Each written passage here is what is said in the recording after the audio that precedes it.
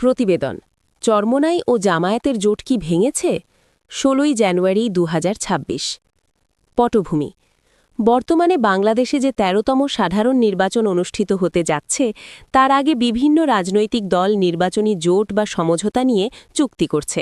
এর মধ্যে একটি হল জামায়াতে ইসলামী নেতৃত্বাধীন ১১ দলীয় নির্বাচনী জোট। মূল কারিগররা সাধারণত জামায়াত, এনসিপি, খেলাফত মজলিস ইত্যাদি মুসলিম রাজনীতিবিদ দল। চরমোনাই পীরের নেতৃত্বে ইসলামী আন্দোলন বাংলাদেশ আইএবি এই জোটে অংশগ্রহণ করে চলেছিল। ১. জোট ভাঙার গম্ভীর পরিস্থিতি।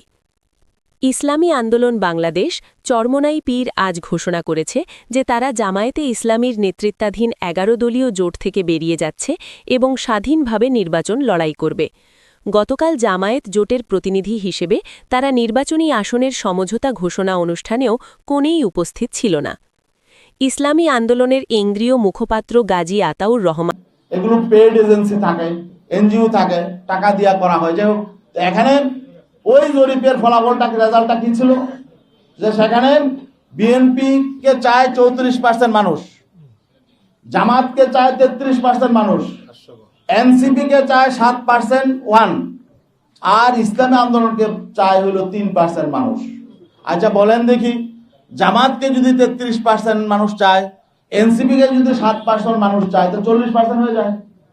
আর বিএনপি চায় 34%, বিএনপি কে চায়, তাহলে তো বিএনপির থেকেও এখন যদি এনসিপি তাদের সঙ্গে আছে, বিএনপির চেয়ে 6% ভোট তাদের বেড়ে গেছে। এখন তাহলে আমাদের কি আর এখানে অবস্থান থাকে?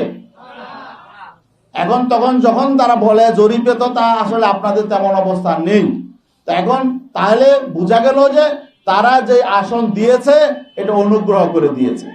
তা আমরা তো কারো অনুগ্রহের পাত্র হয়ে রাজনীতি করতে চাই না।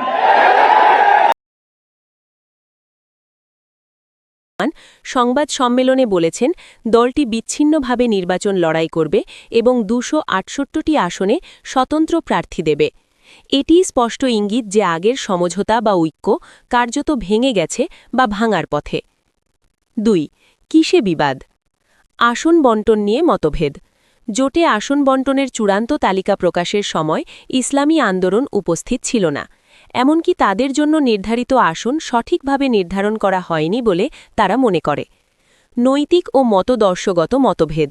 ইসলামী আন্দোলন অভিযোগ করেছে যে জামায়াত ধর্মীয় আদর্শ থেকে বিচ্যুত হচ্ছে এবং তাদের অবস্থান ইসলামের পথ থেকে সরে যাচ্ছে।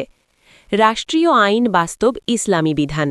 ইসলামী আন্দোলন মনে করে জামায়াত আইনের ভিত্তিতে রাজনীতি করতে চায়, যা তাদের মতে ইসলামের মূল আদর্শ থেকে সরে যাওয়া।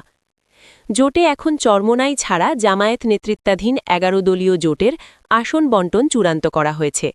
জামায়াতে ইসলামী ১৭৯টি আসন, এনসিপি ৩০টি আসন, খেলাফত মজলিস ২০টি আসন। আরও অন্যান্য সহযোগী দলগুলো অংশ নিচ্ছে। আইএবির উপস্থিতি নেই।